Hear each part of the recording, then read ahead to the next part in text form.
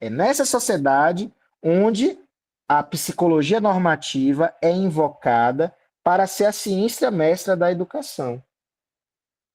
Essa ideia de que a psicologia e a medicina resolvem os problemas da escola já está desde esse momento e até de antes, eu mostro isso, né, na minha dissertação, como ela está embebida dessas perspectivas que visam pensar a escola não como um local de produção de conhecimento, de universalização dos conhecimentos que a humanidade criou e o que há de melhor, ou uma perspectiva emancipatória, pensando o papel da escola numa perspectiva emancipatória. A ideia que preside essas pedagogias modernas e que são as hegemônicas até hoje, pessoal. É claro, muita coisa aconteceu até hoje, mas e a gente pode debater essas transformações. Mas existe uma ideia muito forte que é a psicologia normativa que vai definir quem é o bom e o mal educando, e que muitas vezes é utilizada enquanto arma de criadora de estigmas. Não foram poucas as vezes onde as pessoas que chegam até mim com um diagnóstico médico, que não precisou nem do médico, porque você liga a televisão, tem TDAH, tem dislexia, tem autismo, não precisa de um profissional qualificado para pensar, já vem de checklist, que é inclusive a forma como o DSM pensa o problema. A pessoa já chega marcada, a criança que chega no médico com um distúrbio de aprendizagem já chega marcada ou com uma demanda de diagnóstico que na maioria das vezes é certo que dá a possibilidade de ter alguns direitos. Isso, isso não se nega, porque o direito que deveria ser universal muitas vezes é condicionado por um diagnóstico no Brasil. Mas esse diagnóstico muitas vezes chega como um estigma e que muitas vezes ele é usado para justificar o fracasso escolar. Então a pessoa não aprende porque tem TDAH. E não se a gente poderia pensar, se a pessoa tem TDAH, a gente tem que pensar.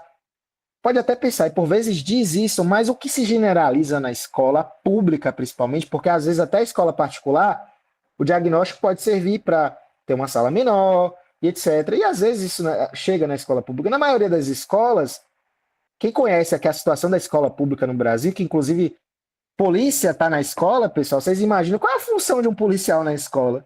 Se não é efetivar essa psicologia normativa, ou a gente poderia dizer se a psicologia normativa não é a polícia da escola que está buscando, tal qual o Simão Bacamarte, não sei se vocês conhecem o conto do alienista do Machado de Assis, se a gente não está olhando para essas crianças, tal qual o alienista olhava para a população de Itaguaí, uma população de sua maioria advinda da escravidão, ou de pessoas que não estavam contentes com os rumos do país e por isso lutaram. O cientista de Itaguaí, que é o Simão Bacamarte, lá do conto do Machado de Assis, ele está pensando em como normatizar no sentido da ordem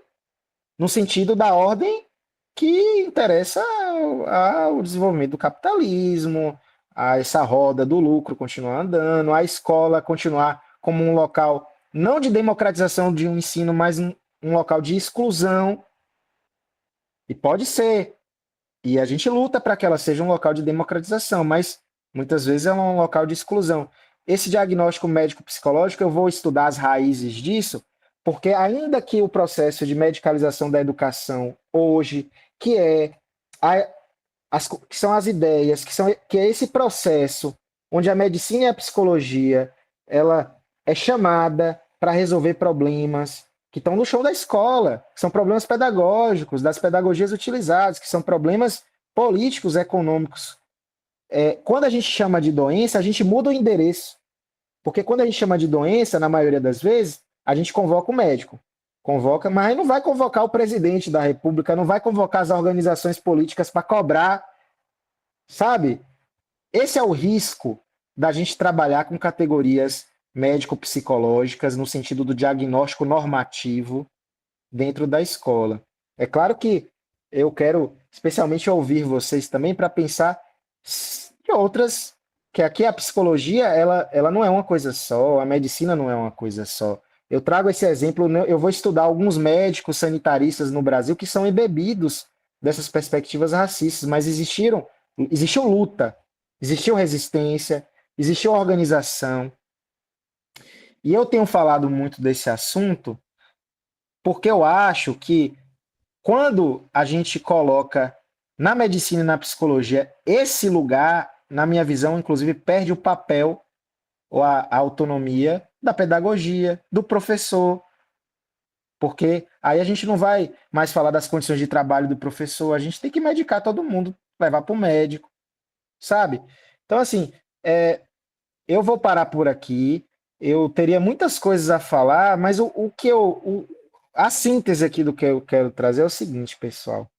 Existe um processo histórico de desenvolvimento da medicalização da sociedade e da educação no país. Os projetos de reforma educacional da história brasileira, muitas vezes, é um projeto de reforma retórico que visa muito mais, para usar uma expressão de um governador de Minas Gerais antes da assim chamada Revolução de 30. Vamos fazer a revolução antes que o povo a faça. Ou seja, quem faz, quem decide são os poderosos, é a burguesia. E aí, a medicina, a psicologia, a gente tem que questionar as práticas, as concepções pedagógicas hegemônicas. Que tipo de sociedade elas visam? Que tipo de. Porque o Fernando de Azevedo falava de democratização, mas ele falava de democratização pela ordem e pelo progresso. Não era democratização a partir da revolução social, porque ele também achava que a escola tinha um papel de canalizar ou de estancar. E será que a gente, quando invoca a psicologia e a medicina para lidar com os graves problemas educacionais, a gente não está querendo simplesmente uma mordaça para chegar ali e calar, para chegar ali e excluir? Essa é uma pergunta que eu deixo para vocês.